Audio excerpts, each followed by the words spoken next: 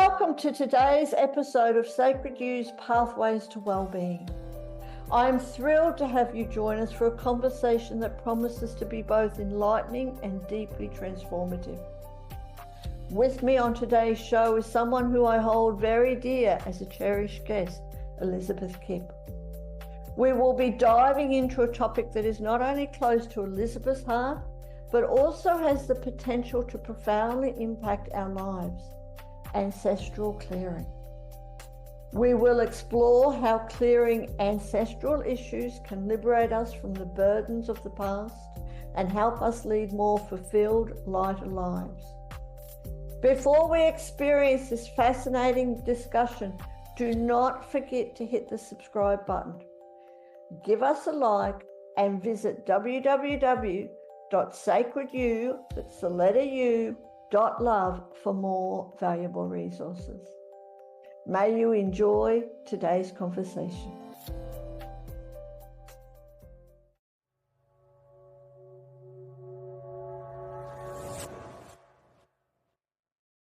Welcome to today's podcast, Sacred U's Pathways to Wellbeing. And I've got a beautiful, I really will call Elizabeth a dear friend, even though we're on the other side of the world. Elizabeth, it is great to see you again. Thank you for joining us. Oh, I'm just thrilled to be here, Sophia. It's always good to good to see you and good to be with you. And I'm thrilled about this new podcast. It's just great. Thank you. Thank you. So we're going today to have a wonderful conversation about something that I'm really interested in. It is dear to my heart. I don't know a tremendous amount about it, which is why I'm excited to talk to you. And that's all about clearing our ancestral issues, like ancestral clearing, and how we can liberate our lives through ancestral clearing. Can we start, Elizabeth? Can you tell us a little bit about yourself and what really is ancestral clearing? Sure. Thanks so much, Sophia. I'm a stress management and historical trauma specialist, trauma trained and yoga informed addiction recovery coach, and ancestral clearing practitioner. Ancestral clearing is a process that's been trademarked and registered by John Newton of Health Beyond Belief. It was pioneered by a man named Howard Wills and then further developed and is taught by John Newton. It's a process that addresses the imprints that the past creates, the momentum, which we can get into all that in a minute. So it has a scientific and spiritual foundation, but basically it's an energetic. It would be called it might be called energy medicine. It might fall under that category, although we don't diagnose anything. We address the spiritual aspect of whatever the thing is that someone brings in the moment, and we see what happens. Here's the thing. We're actually calling on the creator or consciousness or God or whatever you want to call that energy. We're calling on it. As the practitioner and as the client listening, they're asking for help. And as the practitioner, I'm asking creator to help us release that which no longer serves us. We're not asking it to take it away. We're asking it to help us release, right? So we're honoring the free will. We're honoring our agency by that. And we use the word forgive to mean offering up that which no longer serves us. So it's a little bit different use of the word forgive in that we're using the very specific definition, offering up that which no longer serves us. There's about 30 different ways that John teaches us to get at the burden. And the magic really, I feel, is that the process leverages the power of the present moment. And in the present moment, the quantum physicists tell us that we can access past, present, and future all at once. And I have a background in science, I've seen this process in work. I've been at the receiving end of it, as well as I've been a practitioner for over 10 years now. And I was so impressed with it when I first experienced it. I was like, what's happening here? Clearly there's something happening. And I really wanted to understand the science behind it and why it was so powerful. And what made sense to me was the fact that we're working in the present moment, and we're working with asking for help, and we're working with this powerful energy. I mean, we're asking the boss of bosses to help. And when we ask for help, we get it. That's my experience. We may not get it the way we want it, but we get it. Thank you. Thank you for sharing that. Sorry, I've got a frog in my throat, which maybe needs to be a bit of clearing around that. Thank you for explaining that.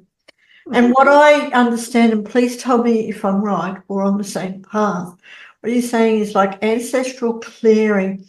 In my mind, we're carrying issues, we're carrying trauma that our ancestors experienced, and it's been carried down through the generations.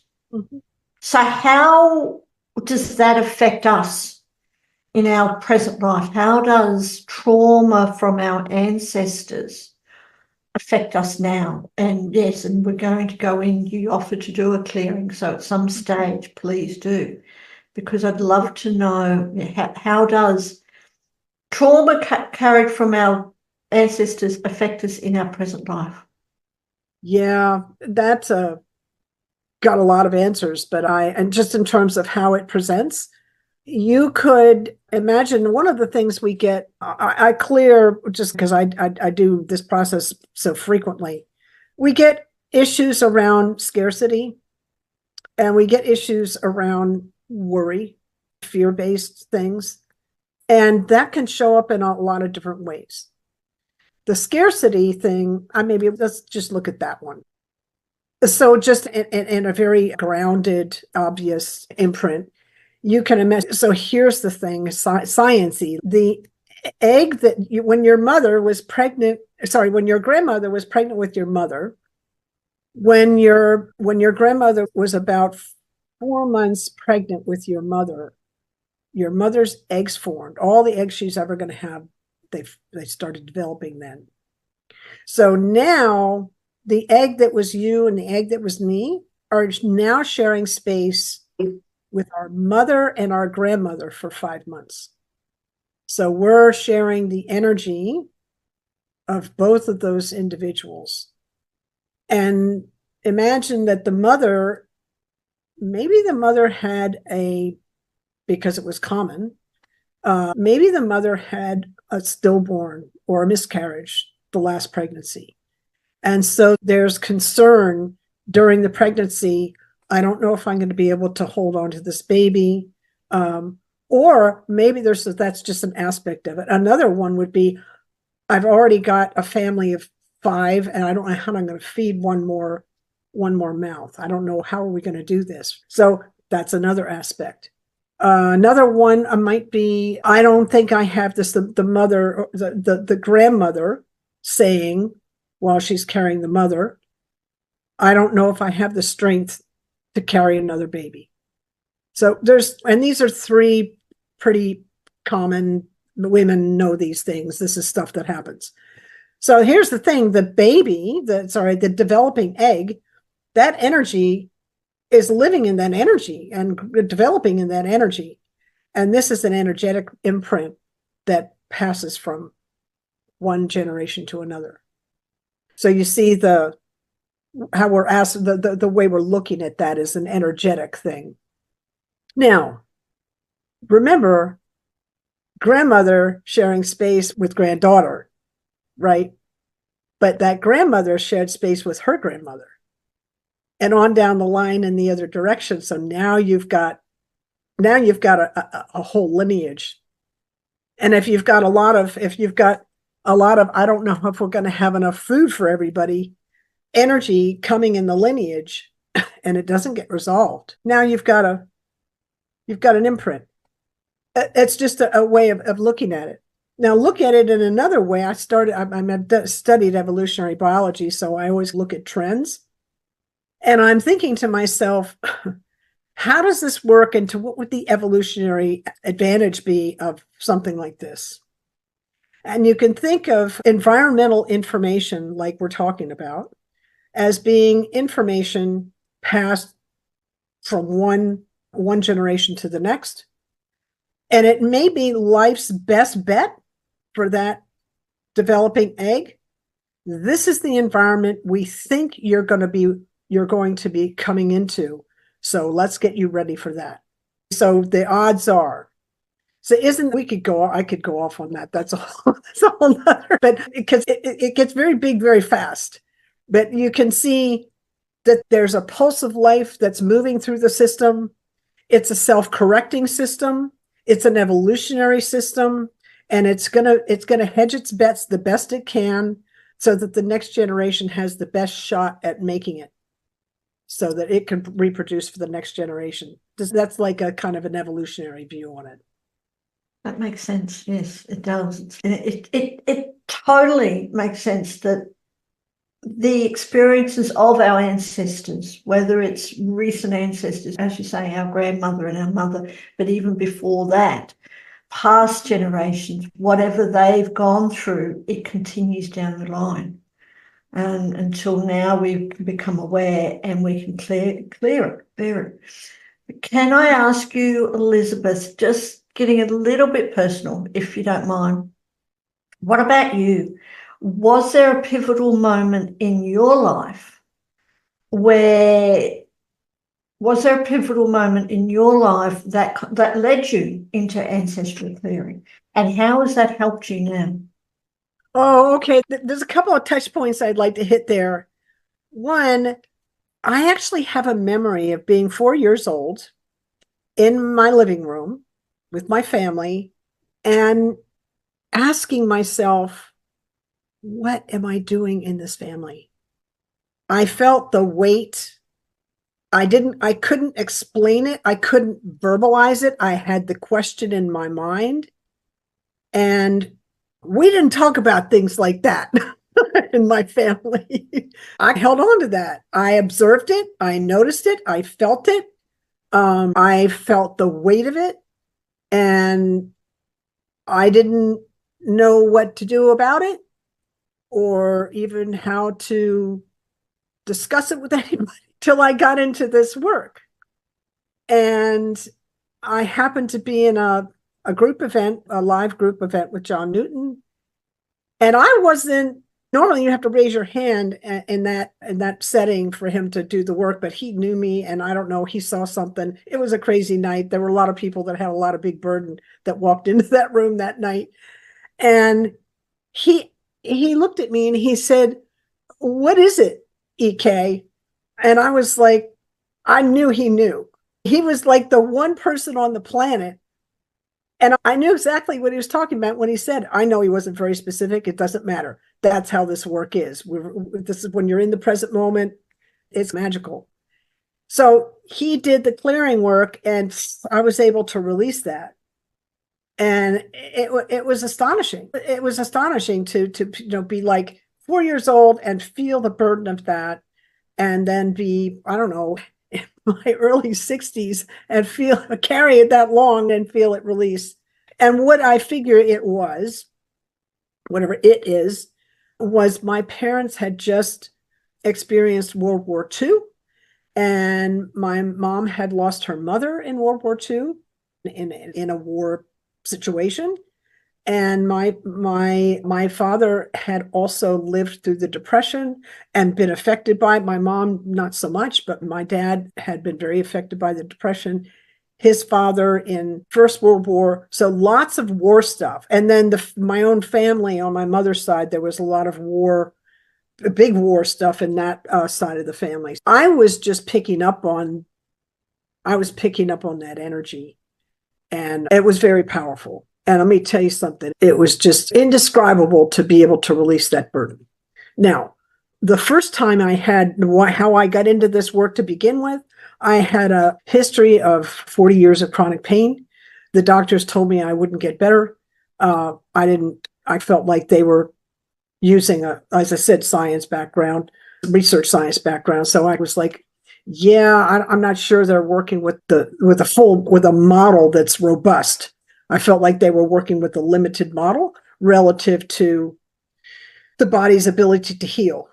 But it took me 40 years to find a doctor who actually understood the nature of chronic pain and was able to help heal me. He helped me heal. It's like how that worked. He wouldn't take responsibility for that. It's not the way he works.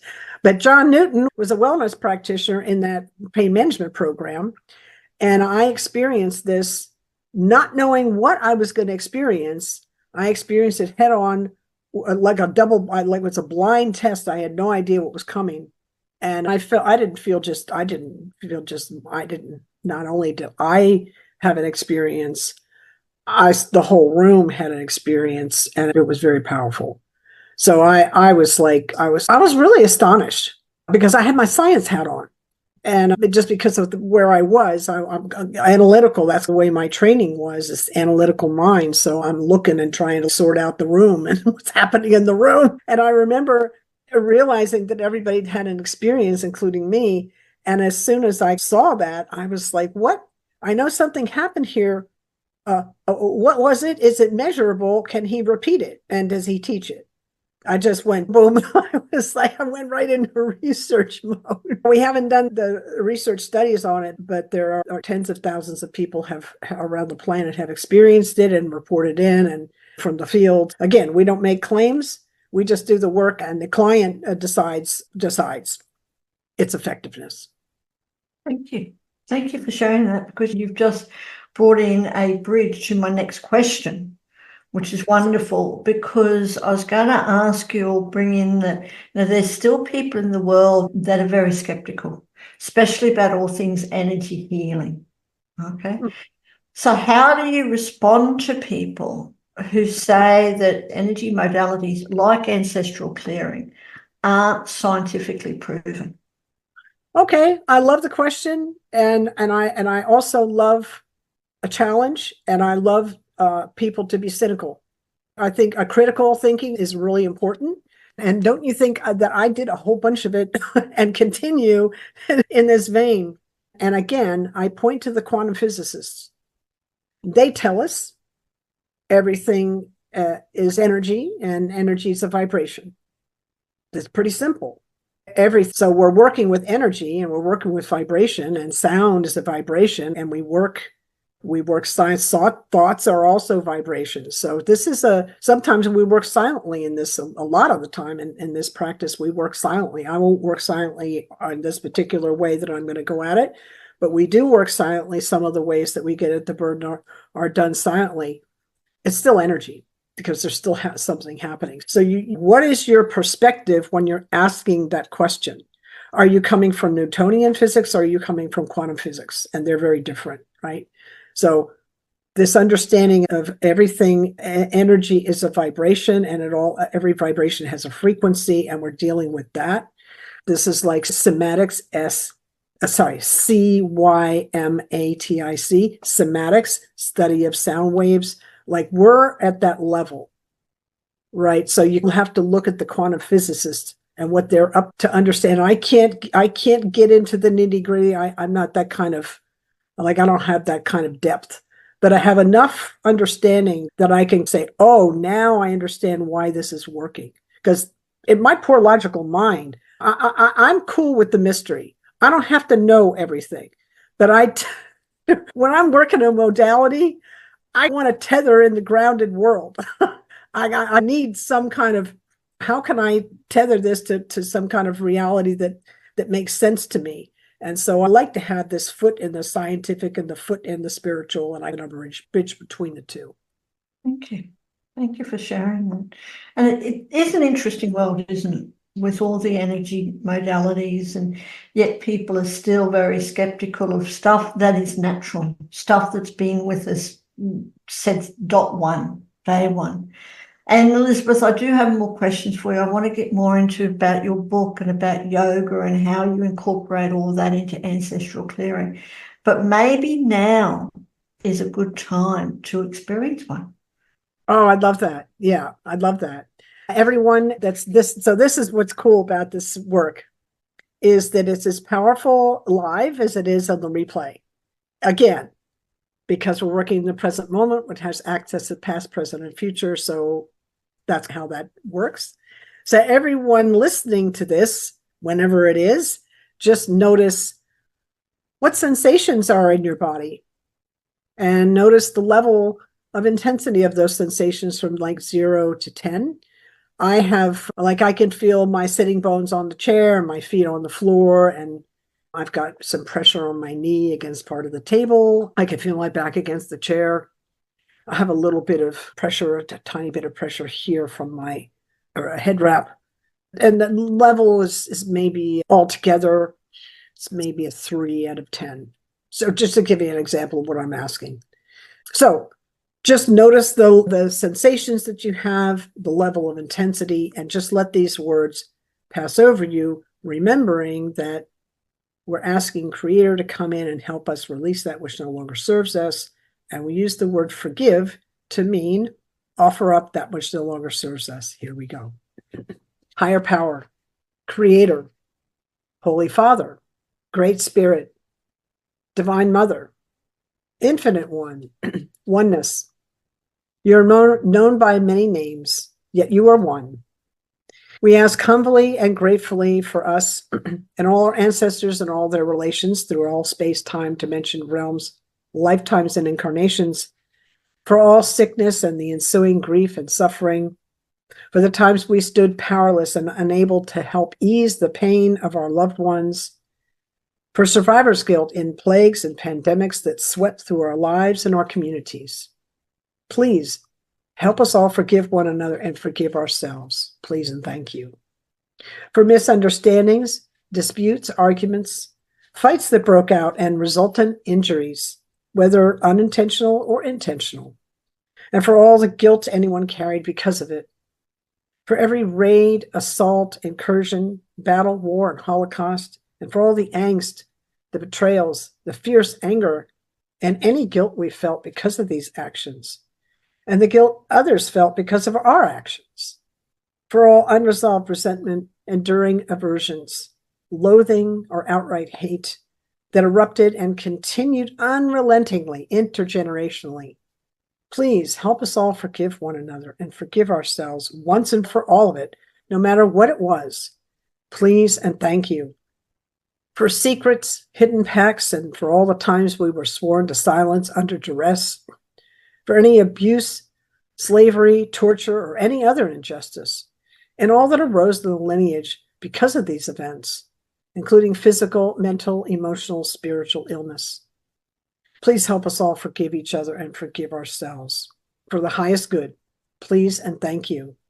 Please help us release one another and release ourselves, find peace with one another, and find peace with ourselves for once and for all, now and forever. Please and thank you. Please and thank you. Just take a nice breath in and let it out and just notice how that feels. Is it big or small or different? Did it move around? Just notice. Thank you for that. Welcome. I'm just tuning in for me, the feelings, and there's definitely something that has shifted. Absolutely. You feel so much lighter. So very lighter.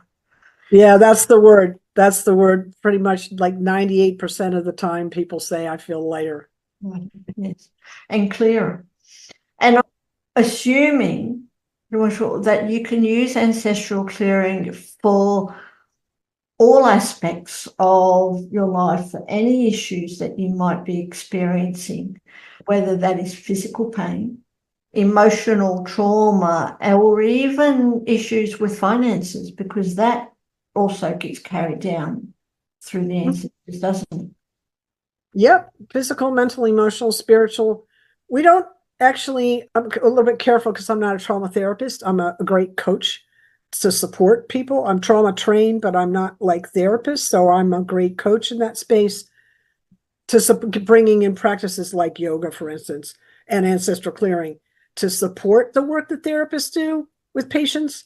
So we don't diagnose and we don't say we treat anything, but we do address the spiritual aspects of the effects of intergenerational trauma or historical trauma in the lineage that are showing up. And it shows up by the way we work the process. There's a lot of different ways we could do it. We could do it head on like we just did, in a straight up prayer form. And then, but there's other ways that we kind of see what's happening there. Yeah. Thank you. Thank you. Now, you mentioned yoga. Tell us more about that, because you do yoga inform addiction recovery, or use that as a method. Tell us how that actually works. What's the difference between that type of yoga and your normal yoga, and how do you use it to help to work alongside ancestral clearing? Oh, lots of questions in that one. Yoga, the Yoga Sutras, there's 196 Yoga Sutras that Patanjali, somebody named Patanjali, codified back about 2,800 years ago. And they begin by saying yoga is now. First sutra. And all the other sutras follow from that. So the first instruction is yoga is now. It's pointing directly to the present moment. This is where ancestral clearing and yoga meet. We're both working there, right? And by the way, that's where the quantum physicists are pointing us as well.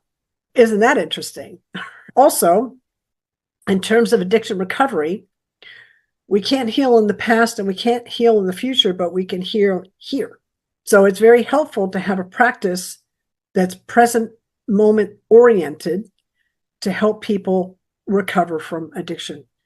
One of the things like that I have, because I'm in recovery from all that chronic pain and all the opiates and benzos that I took, the prescriptions that I took for all those years, until I finally was able to get off the medicines and found a doctor who actually understood chronic pain. I had this tendency, and a lot of us do, I didn't want the present moment because I didn't like how I was. I didn't want to be in my body particularly because it hurt all the time.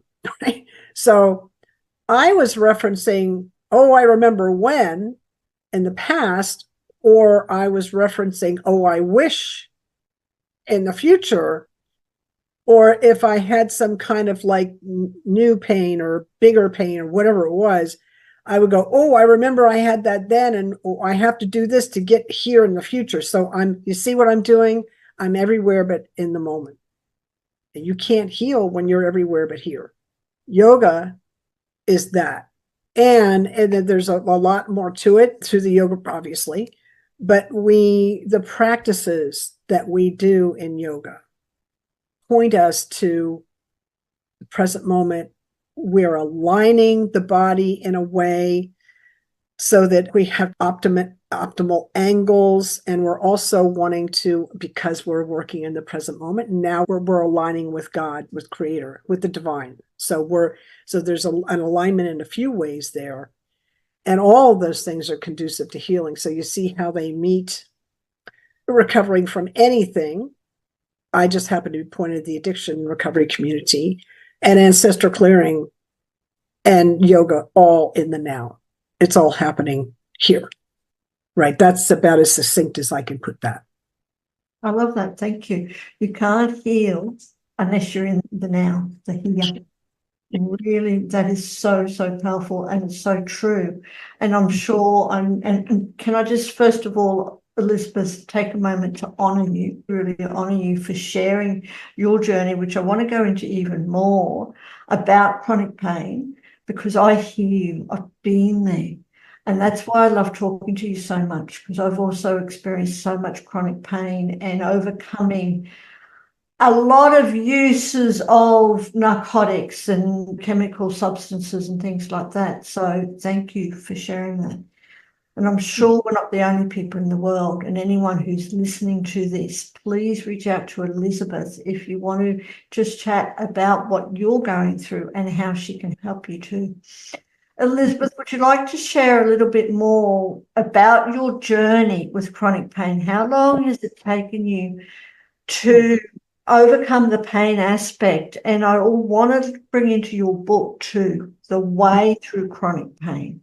Mm-hmm. Yeah, so let's just define chronic pain. So we've got to paint the landscape for everyone. Chronic pain is any pain that's felt 15 days out of 30 for 3 months or more. Any pain, physical, mental, emotional, spiritual, financial, as you said earlier, it doesn't matter. All of it sends the same exact signal to the brain. It hurts. So the brain can't tell the difference between a broken bone and a broken heart, or a bill that can't be paid that's a past due, right? It all sends the same signal and hurts to the brain. So that's what it is. And why is it a thing?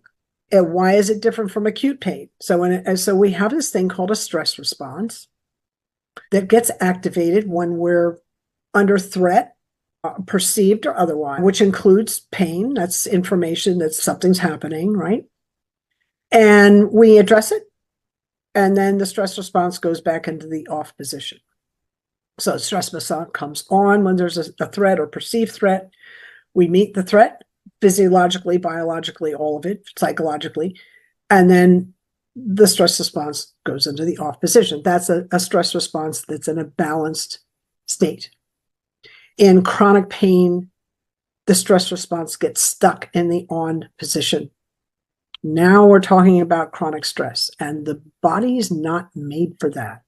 We spin out all kinds of stress hormones like cortisol, for instance, which is it's great for a shot of it, but it's present in amounts at the wrong time of the day and in the wrong amounts. Too much, it's toxic to the system. Unfortunately, nowadays, our society is Australia's Western kind of culture too. So I'm in the United States, and our culture is go, and success means maximum production. And I was raised in that, right? So my underlying frequency, my nervous system, was maximum effort at all times. What is that? That's chronic stress. That's a stress response stuck in the on position. That is a recipe for chronic pain. So I had that kind of going on, and I had an accident when I was 14 in my low back that busted a bone and created a lot of chaos in the low back. And then I had to have a bunch of surgery, and it took and anyway, it never healed. The pain never went away. And what was interesting was the doctors said you can't heal from chronic pain. And I had a science background, and of course, I was devastated by that prognosis, by the way, at first. But after I had a chance to mull it over, I realized they're operating in a scientific paradigm. It's a paradigm shift, and they're operating in a scientific framework. You know what their mistake was? They said, you will not heal. They said that. They made a pronouncement, and I knew they'd made an error, because in science, everything's probabilities. It's not facts. And they said you will. They didn't say you might. They said you will. You will not heal. And so I knew things were not okay. I knew there was an issue there, but I had the benefit. Not everybody has the benefit of having a research science background, where I understood looking at assumptions and what's the model and all the stuff, right? Not everybody's got that equipment to walk into a doctor's office and hear something like that and be able to go, aha, I think you made an error there. Right? Or could you possibly have another explanation, or whatever? I was stuck in this, and they gave me opiates. They said opiates and benzodiazepines for the anxiety, opiates for the pain was the best answer that they had. And so fortunately, I had a meditation practice. I started meditation in about the mid-1970s, and I really feel like that was a thing that I had a lot of support. I had family support and an amazing husband, and I had ancestral stuff that was helping me, like grit and perseverance and gratitude and all kinds of yummy things that came in. I had burden, but I had also wonderful things, gifts that I had from the ancestors as well. So a lot of things helped me get through those 40 years of chronic pain. I don't know if I answered your question. You did. Thank you. Thank you. Do you have your book with you? I know I'm putting you on the spot. I do. Yeah, it's right here. The Way Through Chronic Pain, Tools to Reclaim Your Healing Power. And I wanted to share one little bit with you, because I know you were late to it. And I think everyone will benefit from this. I call it the cycle of suffering, and it's what we do in chronic pain. Anybody that's had a chronic pain experience will recognize this. And anyone that has a friend that has chronic pain now will be able to watch for this. So this is just this is what humans do, okay? So it's a cycle. It's a negative spiral that we can get into with chronic pain. It's a cycle of disconnection, isolation, judgment, attachment, control, and resentment. And we can't share our pain experience. And so we become isolated.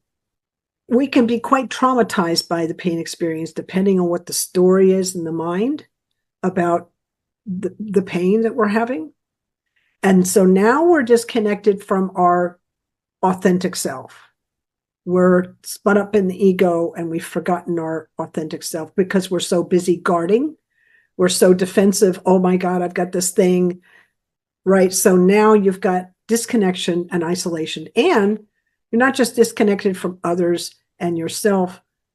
Maybe you feel disconnected from Creator as well. Next, we judge our experience as bad. Oh my God, I have this pain, it's horrible, right? I was certainly trained that way. And then we get in relationship with it, right? As soon as we start judging it, now we're in relationship with it and we've gotten attached to it and we try and control it. And because we can't control it, we get a resentment. And now we're off to the races.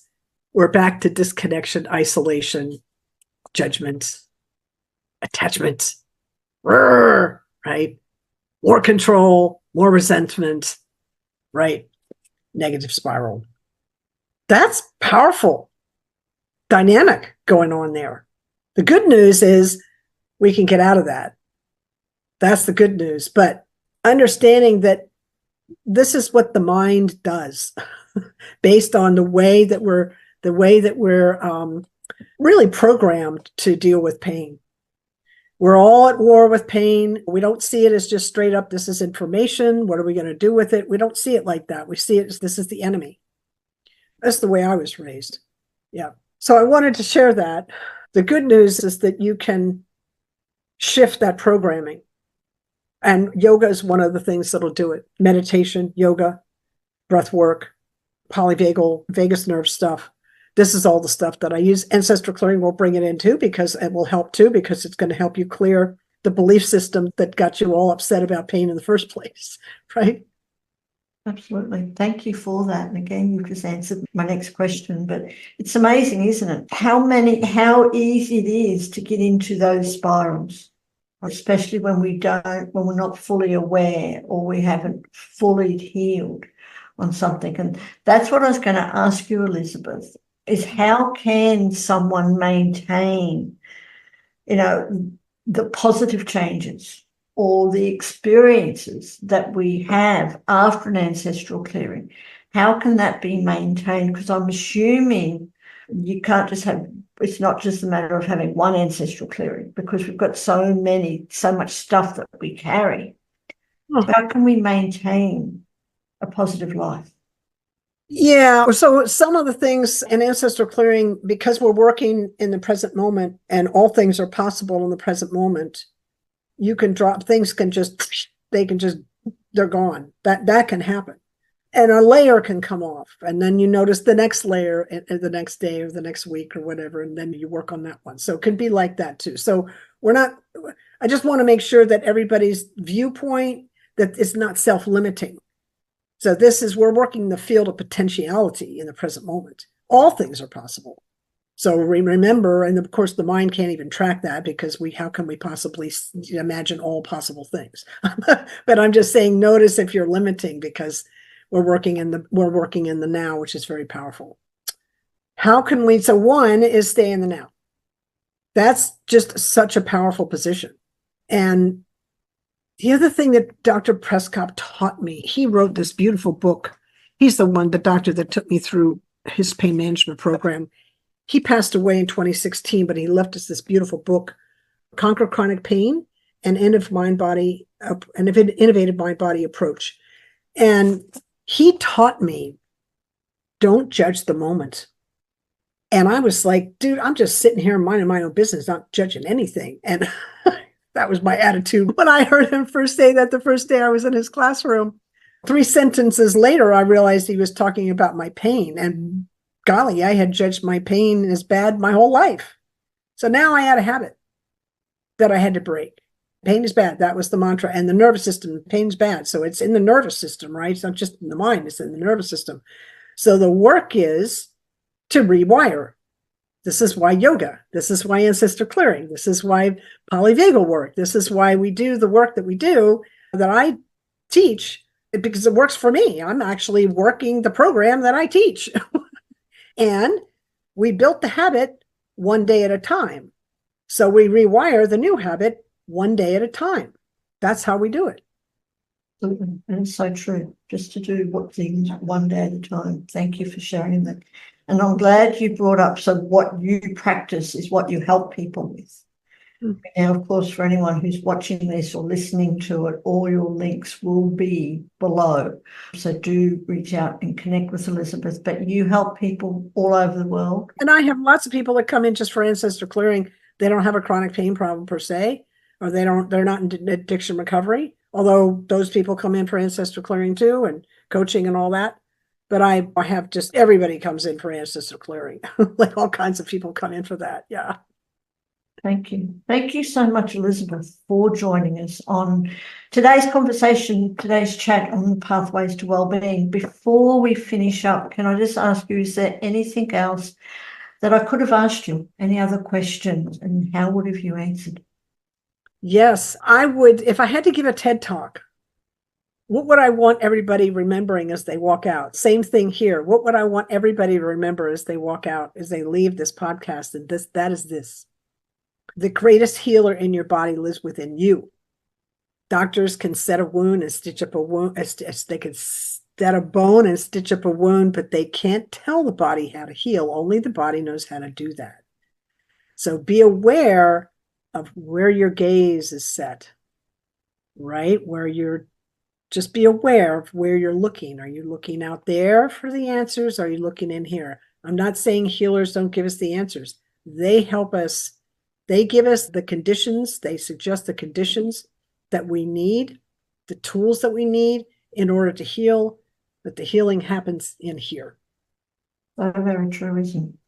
The healing happens within our bodies, and I've always believed that our body is the greatest healer. And yes, I totally agree with you. You know, doctors can set bones and stitch up wounds, and they can diagnose things. Or go to the doctors and have a blood test if you're not feeling you. But to me, your blood will always tell you how everything is going. But the body knows what it needs, and when we allow our body to operate at its optimum level, it can heal no matter what. So thank you so very much for joining us.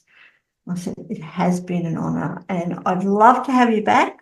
Love to go into this more, because there's all different parts of ancestral healing.